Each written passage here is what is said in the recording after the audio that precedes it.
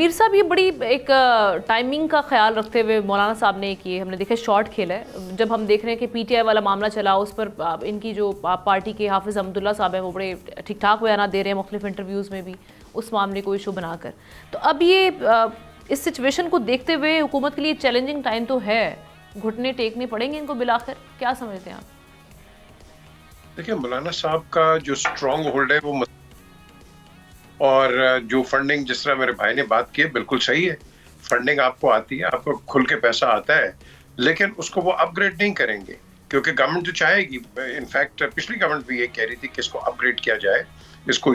Up to the latest اس پہ جو آپ کے ٹیچنگ میتھڈ جو اس پہ لے کے آؤ. لیکن یہ apart from the religious aspect یہ باقیوں پہ نہیں آنا چاہتے کیونکہ لوگ زیادہ ذرا سیانے ہو جائیں گے اور ان کا نقصان ہو جائے گا وہاں. سو بیسکلی ان کا ایک سٹینڈ ہے, ان کا وہ اپنا پرنسپل سٹینڈ ہے, گورنمنٹ کا ایک اور ایک پرنسپل سٹینڈ ہے on